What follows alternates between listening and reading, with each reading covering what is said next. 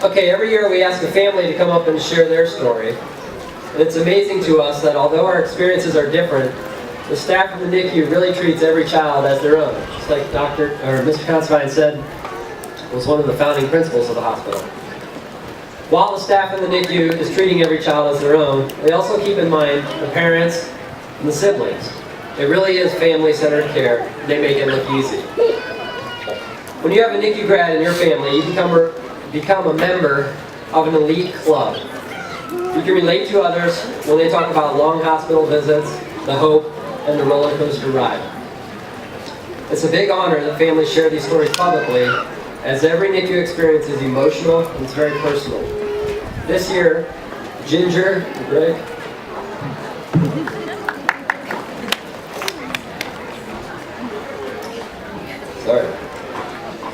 Ginger and Greg Caldwell have offered to share their story with us. Come on up.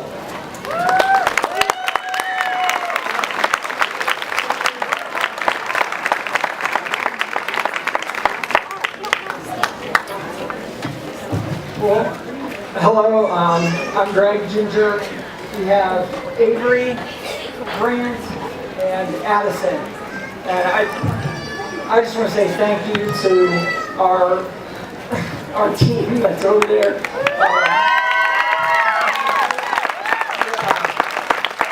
We're 54 big, and we get bigger and bigger every year. We look forward to this event every year.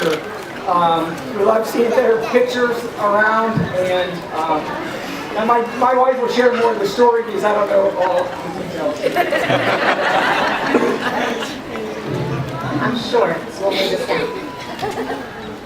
Okay, so, well, this is Avery. She's our oldest, and when we delivered triplets 6 years ago, she was almost 2. She was supposed to be 2 when they were born, but they came early. So I was 24 weeks and 5 days pregnant, going to the hospital thinking I was going to be put on bed rest. And it didn't work out that way. We're in the hospital for 10 hours, and because one baby wanted to come out, they all had to come out.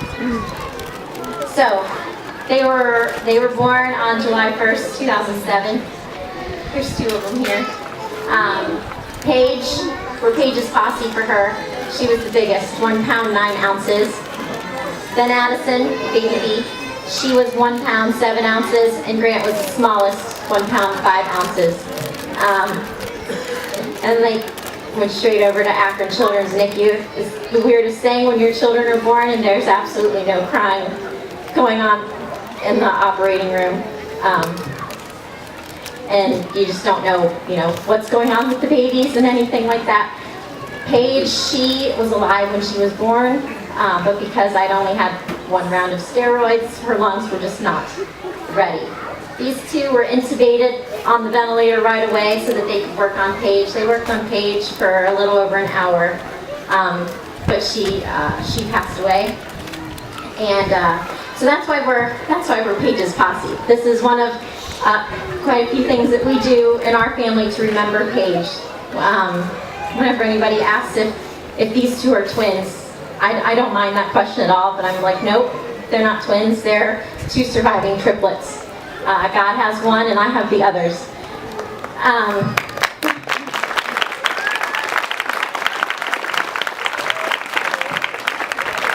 A little bit about their experience in the NICU.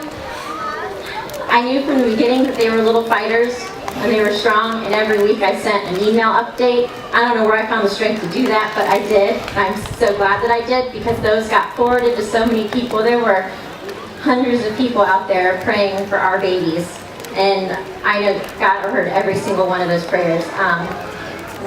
When Addison was 2 weeks old, she had a PDA ligation surgery. I remember thinking that was the craziest thing because she was on an oscillating ventilator, and I'm like, she's so tiny, how can they do that? But they did, and that did its job it was supposed to. We couldn't hold them until they were 4. Grant was 4 weeks old, Addison was 5 weeks old. It was the first time we were able to hold them. Alicia Rich, she was our primary care nurse. She's here somewhere. I don't know where she is. She walks on our team with us. And she was Addison's nurse first, and then when they were both strong enough, she took on both of them and had them through the end. And I remember she was there when I got to hold Grant, and then a week later I got to hold Addison, and they wore those pee-wee diapers that were like too big for them, and their little butt like fit right in my hand. And so I have pictures, I'm like holding them, their little butts right there, and we got to do kangaroo care, and that was like the best thing ever, because going a month without holding my babies was the hard, like, you know, another hard thing to go through, but I loved getting to go in and hold them.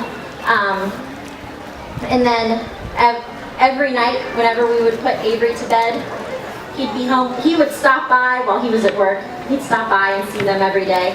When we put her to bed, I would come up and I would be up here with Alicia. She was the night shift. And I'd just sit there in the little chairs, taking turns holding babies and hanging out, and it was just a second home. When Grant was 7 weeks old, he came off the ventilator. He didn't have any problems. He just kept eating and getting fat, doing great. Addison would have come off the ventilator. She was breathing on her own, that kind of thing, but her airway was 50% narrower than it needed to be. So when they took her off the ventilator, you could hear her stridor. You could hear it from across the room through the isolette. She was very loud when she was breathing. So they needed to do surgery on her. And so when she was 9 weeks old, she was big enough to handle the surgery. They did, it was called subglottic stenosis, whatever, her airway problem. So they did a cricoid split, opened up her airway, put a larger tube in, and she was immobilized for 10 days, which was very hard to see her just laying there, not moving. She got like a little bed sore on the back of her head, so now she's got like a little bald spot there. So that's like her battle wound from that operation. But it worked. Soon after she woke up, took the ventilator off, and she's breathing on her own, doing great. So they both, because they were on it for so long, had BPD, chronic lung disease. When they were 12 weeks old, I was able to hold both babies at the same time. I got an awesome picture of that, and Alicia, she was there and helped me set them up with their little tubes and everything. It was great. Grant came home after 105 days in the NICU. He weighed 7 pounds, 2 ounces, and he was on oxygen and apnea monitor. And then when we brought him home, because he came home first, Alicia, I remember she stayed at our house with Avery and Grant so that Greg and I could come up a week and a half later and get Addison out of there and bring her home. She spent 116 days in the NICU. Just before she came home, she had her 3rd surgery. She had a hernia that needed repaired, which was like so minor, like, she can handle that. They took care of that, and then we were able to bring her home. She weighed just a shade under 6 pounds when she came home. She had an NG feeding tube because she had a swallowing problem, so her formula was thickened to, like, we called it sludge, but like honey thickness. It was really hard for her to suck that out of a bottle. So she had an NG tube because she'd get tired. We had to stick the rest of her food in there. And she had oxygen and an apnea monitor as well. But so they were born on July 1st. They came home middle of October. Grant just before their due date. He came home October 13th. Addison their due date was October 16th. And Addison came home after that, a little bit after. But by the time they were 7 months old, so this is like January, February, they were 3.5 months adjusted age. They were Addison was off of the NG tube, they were off the apnea monitors, they were off of the oxygen. They were doing great.